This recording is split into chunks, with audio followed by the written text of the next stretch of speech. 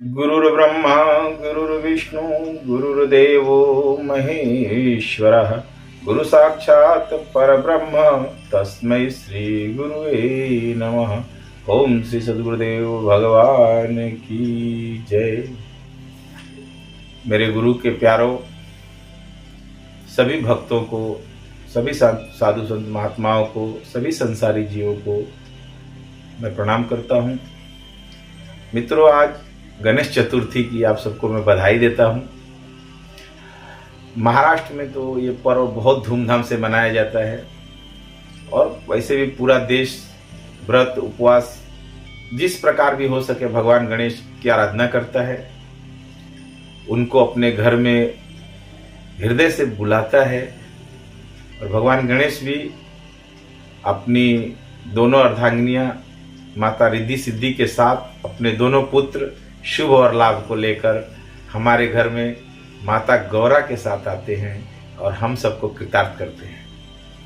मित्रों, ये तो बाहर जगत के, ब्राह जगत के विषय में हो गया, लेकिन जो हमारा मूलाधार केंद्र है उसके अधिष्ठाता भी भगवान गणेश है, जहाँ माँ आदिशक्ति कुंडलिनी रूप में निवास करती हैं और ध्यानस्थ है।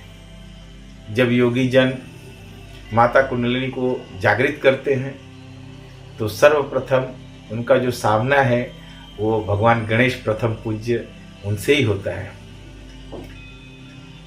और बिना भगवान गणेश की अनुमति के माता तक पहुंच बनाना तो भगवान शिव के लिए भी संभव नहीं था। इसके ऊपर एक कथा आती है मित्रों, शिव पुराण की कथा है कि माता एकांतवास में काफ़ी दुखी हो गई थी और उन्हें अकेलापन बहुत तकलीफ दे रहा था। तो उन्होंने जो है एक पुत्र का आविष्कार किया जिसका नाम उन्होंने विनायक रखा और उसके साथ अपना समय व्यतीत करने लगी। कहते हैं कि जब उन्हें स्नान करने जाना था तो उन्होंने विनायक से कहा कि पुत्र, मैं गुफा के अंदर जो झरना है वहाँ स्नान करने जा रही हूँ, तुम यहाँ पहरेदारी करो, कोई भी मेरी आज्ञा के बिना इस गुफा के अंदर प्रवेश न करे। भगवान शिव जब वहाँ बाहर से अपने दायित्व, अपने कार्य पूर्ण करके जब गुफा के द्वार पे आए तो भगवान विनायक जो थे उन्होंने उन्हें गुफा में जाने से रोक दिया। काफ़ी उनकी मिन्नतें की, काफ़ी उनको समझाया बुझाया कि भाई हमें जाने दो, मैं तुम्हारा पिता हूँ। आदिशक्ति गौरा जो है वो मेरी पत्नी है, मतलब ऐसा गणेश जी को जो तुम्हारी माँ आदिशक्ति है वो मेरी पत्नी है और मैं जा सकता हूँ। विनायक ने उनकी एक भी नहीं सुनी। तो बाकी सारे देवी देवता भी आ गए कि यहाँ कुछ गलत न हो जाए। सबने मिन्नतें की, कुछ लोगों ने युद्ध के लिए भी ललकारा और युद्ध भी किया, लेकिन विनायक किसी से हारे नहीं। उन्होंने धीरे धीरे सब देवी देवताओं को हरा दिया। बाद में अहंकारवश वो कुछ कठोर वचन भगवान शिव को बोल दिए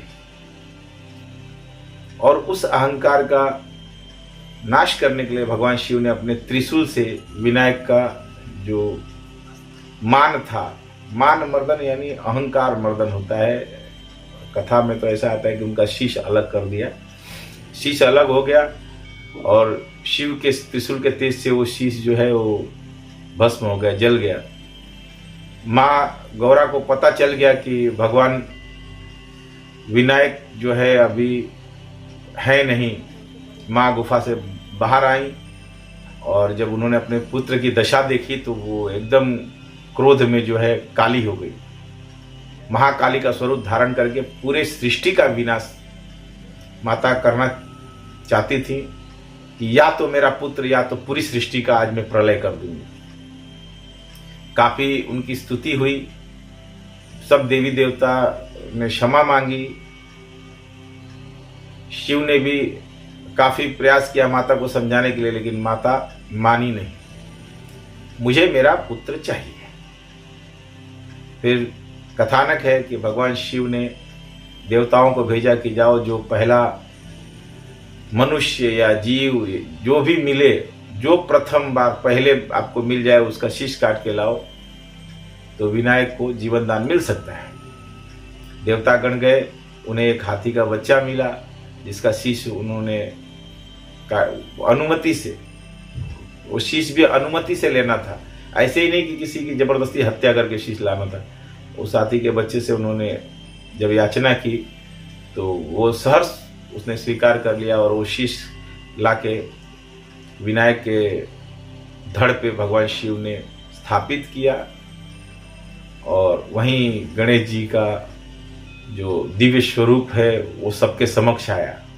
प्रथम गणेश स्वरूप, गणों के भी जो ईश हैं, प्रथम पूज्य भगवान गणेश की सबने स्तुति की, सबने अपने अपने अस्त्र शस्त्र दिए और उनकी यथावत पूजा की गई। मित्रों, ये तो बाहरी जगत की कथा है, बाहर में ये कथा चलती है, लेकिन इसका मूल में भी स्थान है। मूलाधार केंद्र में माता जो आदिशक्ति है, उनका अधिष्ठाता भगवान गणेश है। और जब कोई साधक साधना करके माता कुंडलिनी को जागृत करता है, ये गणेश भगवान को भी सिद्ध करना होता है। माता जब वहां से प्रस्थान करती हैं शिव मिलन के लिए, तो गणेश जी उनका मार्गदर्शन करते हैं। बंकनाल या सुषमना के द्वारा माता आज्ञा चक्र पे जहाँ भगवान शिव हैं, दोनों का मिलन होता है। तो शिव और शक्ति का मिलन कराने वाले, आत्मा से परमात्मा को जोड़ने वाले भगवान गणेश, माता पिता का आदर करने वाले भगवान गणेश, कार्तिकेय भगवान के लाडले भाई भगवान गणेश, संसार में जितने भी गण हैं सबके ईश्वर गणेश भगवान विनायक को मैं प्रणाम करता हूँ। आप सब में जो भगवान विनायक मूलाधार केंद्र में निवास करते हैं, उनका प्राकट्य दिवस कहिए या आप सबके हृदय में उनका प्रकटीकरण हो और वो आप सबको आशीर्वाद दें कि आप अपने हृदयस्थ परमात्मा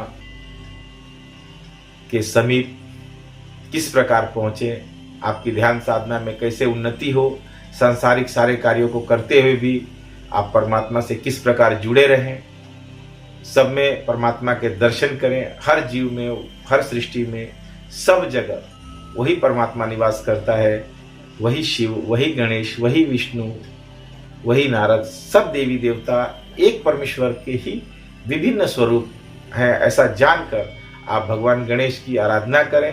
अपने घर में जो भी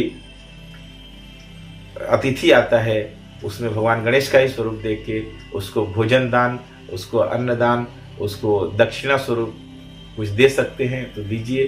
कोई भी आपके दरवाजे से भूखा न जाए। कोई भी याचक अगर आ जाता है तो समझिए भगवान गणेश ही साकार स्वरूप में आपके घर पधारे हैं। मित्रों, वीडियो काफ़ी लंबी हो जाएगी, इसलिए मैं अपने विषय को यहीं समाप्त करता हूँ। मैं सद्गुरु का छोटा सा दास आप सब में रमे राम को प्रणाम करता हूँ। ओम श्री सद्गुरुदेव भगवान की जय।